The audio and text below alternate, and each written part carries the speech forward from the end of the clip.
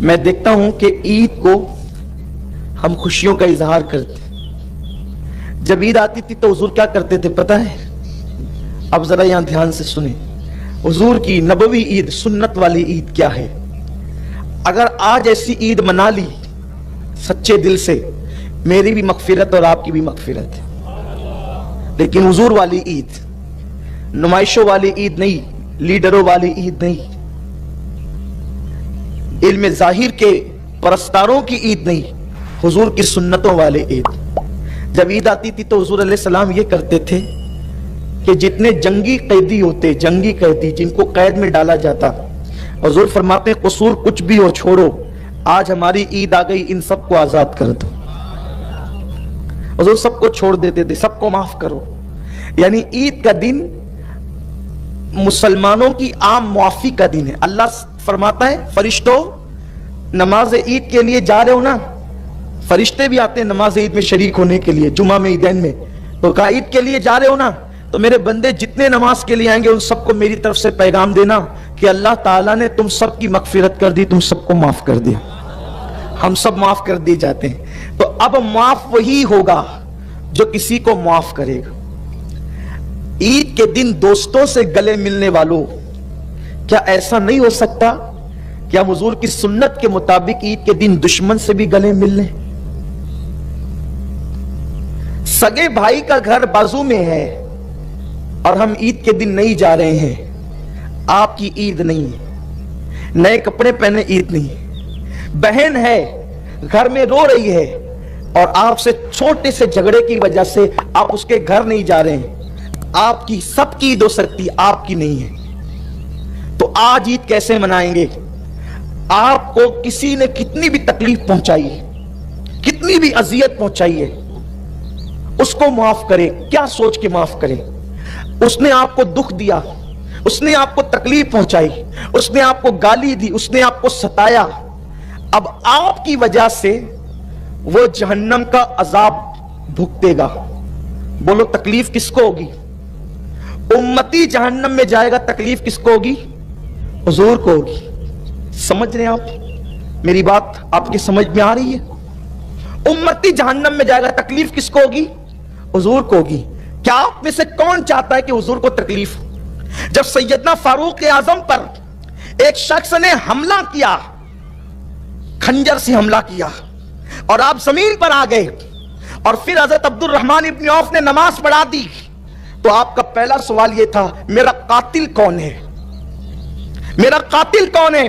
اور کسی نے کہا حضرت آپ کا قاتل مجوسی ہے، آگ پرست ہے، کافر ہے۔ آپ نے کہا اللہ تیرا شکر ہے میرا قاتل کوئی مسلمان نہیں ہے۔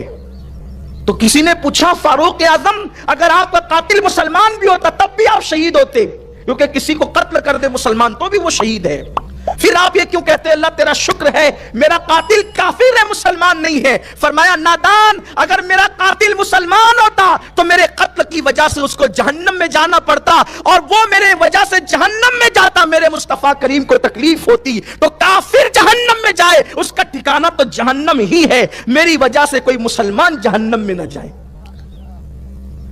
تو اگر ہم نے اپنے دل دکھانے والے کو، تکلیف پہنچانے والے کو معاف نہیں کیا تو اپنی وجہ سے وہ جہنم میں جائے گا، یا دنیا میں اپنی وجہ سے وہ مصیبت میں مبتلا ہو جائے گا۔ تکلیف کس کو ہوگی؟ ارے اس نادان کو مت دیکھو جو تمہارا دل دکھا رہا ہے، اس محبوب کو دیکھو جو گنبد خضرا میں آرام کر رہا ہے۔ اس لیے اگر بھائی نے دل دکھایا، بہنوں نے دل دکھایا، دوستوں نے دل دکھایا، احباب نے دل دکھایا، اور وہ اہل ایمان ہے، تم نماز شروع ہونے سے پہلے میں آپ کو آپ کے نبی کا واسطہ، میرے نبی کا واسطہ دے کر کہتا ہوں، گردن جھکا کر آدھے منٹ کے لیے ان بندوں کا تصور کر لو اور عرض کرو اللہ میرے دل دکھانے والے، مجھے تکلیف پہنچانے، مجھے ستانے والے کو صرف تیرے محبوب کی خوشی کے لیے میں معاف کرتا ہوں۔ اگر آپ نے ایسا کر دیا، اور ہو سکے تو یہاں معاف کر کے ذرا جا کر اس کو اطلاع بھی دے دینا، یا میسج بھی کر دینا، یا فون بھی کر دینا کہ بھئی میں نے تجھے معاف کر دیا، اگر ہو سکے تو، ورنہ اتنا معاف کرنا ہی کافی ہے۔ بولو ہو سکتا ہے ایسا؟ ہو سکتا ہے ایسا؟ بہن بھائی رشتہ دار اگر روٹے ہوں تو ہم آج کے دن ان کو منا لیں، اور یہ دن آتا اسی لیے، دیکھو اور دن ملنے کے لیے جاؤ گے نا تو آپ کو اچھمبا لگے گا, اجنبی پن لگے گا, یار یہ کیا ہو گیا. لیکن عید کے دن جاؤ گے نا تو لوگوں کو, اس کو بھی شوق ہوگا اور آپ کو بھی شوق ہوگا کہ یار تو ہے ہی آج کا عید کا دن نا, تو آج معافی کا دن ہے. بولیے ایسا ہو سکتا ہے؟ انا کو فنا کرو, اور یاد رکھنا معاف کرنے والا چھوٹا نہیں ہوتا, معاف کرنے والا بڑا ہوتا ہے. اور یہ بھی یاد رکھنا معاف کرنے والا ستانے والے سے زیادہ بہتر ہوتا ہے. حضور کو مکے کے کافروں نے کتنا ستایا, لیکن جب وہ سامنے کھڑے رہے تو حضور علیہ السلام نے ان سے فرمایا بتاؤ تمہارے ساتھ کیا سلوک کروں. انہوں نے کہا تھا آپ کریم ابن کریم ہے, آپ سے تو کرم کی امید کی جا سکتی ہے. حضور فرماتے جاؤ میں نے تم سب کو معاف کر دی. تو معاف کرنا اپنے نبی کی سنت ہے, معاف کرنا اپنے اللہ کی سنت ہے. اللہ کو معاف کرنا پسند ہے. ذرا ہاتھ اٹھا کر کے مجھے اشارہ دیں کہ کون کون ایسا بندہ ہے جو حضور کو خوش کرنے کے لیے اپنے کو تکلیف دینے والے کو معاف کرتا ہے. آدھا منٹ سب سر جھکا کر اللہ سے عرض کریں, اللہ سے باتیں کریں, میرے اللہ میں نے تیرے محبوب کی خوشی کے لیے اپنے دل دکھانے والوں کو معاف کر دے. کوئی ہمیں کچھ کہے ہم اپنا دل بڑا رکھیں اور ہم لوگوں کو معاف کریں, حضور کی سنت پہ عمل کریں. معاف کرو گے معاف کیے جاؤ گے, اور وہی نکلے گا. ٹھیک ہے 3 باتیں مان لیتے ہیں, لیکن جن کے رتبے ہیں سوا, ان کو سوا مشکل ہے. جن کو یار کا پتہ مل جاتا ہے پھر ان کی زندگی الگ ہو جاتی ہے. دراصل ہم نے ابھی تو یار سے یاری کی ہی نہیں ہے. جس کو یار کی لذتیں مل جائے, اس کے قرب کی لذتیں مل جائیں, پھر اس کے لیے زمین اور چٹائی میں کوئی فرق نہیں رہتا, پھر اس کے لیے تخت اور تختے میں کوئی فرق نہیں رہتا. اس لیے کہ جس کو یار جو مل جائے, اس کا قرب جس کو مل جائے, اللہ کرے وہ لذت ہمیں نصیب ہو. تشریف لائے تو پہلے سے لوگ آ کر بیٹھے, تو کہ بادشاہ کی دعوت جو تھی, بادشاہ کی دعوت تھی, لوگ پہلے سے آ کر کے بیٹھے تھے اور کرسیاں بھر چکی تھی. آپ تشریف لائے اور جہاں لوگوں نے, بڑے بڑے علماء, زعماء, وزراء, عمراء نے جہاں چپل اتارے تھے, وہیں پر اپنے نفس کو ذلیل کرنے کے لیے بیٹھ گئے. شیطان سے خطرناک ہے نفس. شیطان جتنا نقصان پہنچاتا ہے اس سے زیادہ نفس نقصان پہنچاتا ہے. اللہ نفس کی شرارت سے محفوظ رکھے.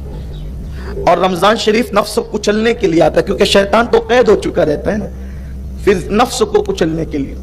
اور جب نفس کچل جائے تو پھر خدا کے جلوے نظر آتے ہیں, مشاہدہ حق نصیب ہوتا ہے نفس کو کچلنے کے بعد. ایک دن حضرت داؤد علیہ السلام نے کہا نا, اے اللہ تو مجھے اپنا بنا لے, تو مجھے اپنا بنا لے, تو مجھے اپنا بنا لے. کیا کرنا پڑے گا اس کے لیے؟ تو اللہ نے فرمایا یہ مجھے اور تو یہ ختم کر دے. جب تیرے اندر میں ہی نہ رہے گا تو پھر میں ہی میں رہوں گا نا, اور میں تو مجھے سے بہ تجھے نہیں. آپ غور کریں, یہ نفس جب تک کہ نفس رہے گا خدا کا کی معرفت نصیب نہیں ہو سکتی. اور بیٹھ گئے جوتوں کے پاس, لوگ دوڑے آئے, حضور کیا کر رہے ہیں, تشریف لے چلیں. اب میں نے تو پہلے ہی کہا تھا جہاں چاہیں گے بیٹھیں گے, اس لیے اب یہاں بیٹھنے تھے, اگر آپ مجبور کریں گے تو ہم چلے جائیں گے. دیکھو اللہ والوں کی سوچ, ہمیں کوئی اچھی جگہ نہ دے تو ہم ناراض ہو جاتے ہیں, اور وہاں حال کیا ہے. بیٹھ گئے. پھر اس کے بعد کہا حضرت یہاں تو دسترخوان نہیں لگ سکتا, تو آپ کھانے کے لیے اندر آ جائیں. کہا ہم دسترخوان کے لیے آئے بھی نہیں ہیں. اپنی جھولی سے سوکھے ٹکڑے نکالے اور شوق سے چبانا شروع کر دی. بس یہی بات ہے مسلمانوں, لذیذ سے لذیذ غذا کی لذت صرف حلق تک ہے. حلق کے نیچے جب لقمہ جاتا ہے تو سوکھی روٹی اور لذیذ غذا دونوں ایک ہی ہو جاتی. صرف 2 سیکنڈ کی لذت کے لیے مسلمان حرام میں ڈوب گیا ہے, حلال و حرام کی تمیز ختم کر چکا ہے, اللہ کا خوف دل سے نکل چکا ہے. تو لقمہ لوگ ڈال رہے تھے, مرغن غذائیں, لذیذ غذائیں, اور وہ سوکھی روٹی اٹھا کر کے چبا رہے تھے. جب چبا لیا اور کھا لیا, پھر اٹھ کر کے اندر آئے. جب سب کھا چکے, کہنے لگے اب ذرا چولہا جلاؤ, اس پہ توا رکھو. کہنے کے مطابق چولہا جلایا گیا, توا رکھ دیا گیا. جب توا آگ سے بالکل تپ کر لال ہو گیا تو وہ بزرگ اس لال آگ کے توے پہ کھڑے ہو گئے اور آسمان کی طرف رک کر کے کہنے لگے اللہ میں نے حرام نہیں بلکہ حلال کھایا ہے, میں حرام کی قالین پر نہیں بلکہ تیری حلال زمین پہ بیٹھا ہوں. اور اس کے بعد پھر نیچے اترے تو ان کو کچھ نہیں ہوا. پھر آپ نے ان لوگوں سے کہا بادشاہ کی کرسی پہ بیٹھنے والوں اور اس کے دسترخوان پہ کھانے والوں, ذرا اب تم بھی توے پر آ کر کھڑے ہو جاؤ اور آج کے کھانے کا حساب دے دو. حساب دو آج کے کھانے کا, تم نے کیا کھایا ہے.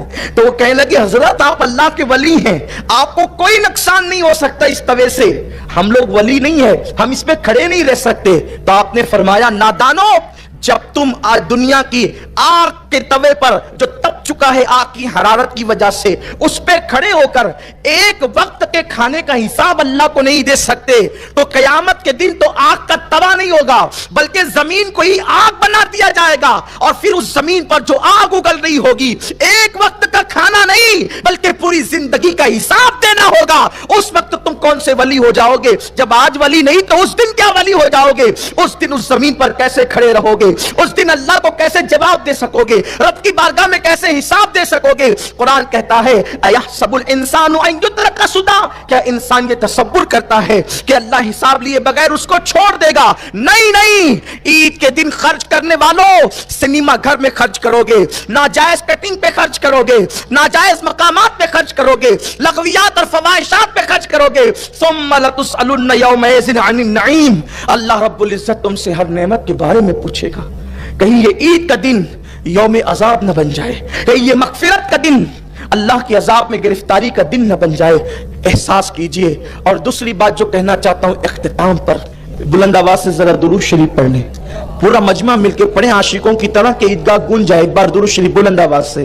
اللہم صلی علی سیدنا مولانا محمد معدن الجود والکرم وآلہ واصحابہ وبارک وسلم. صلاۃ و سلام علیک یا رسول اللہ.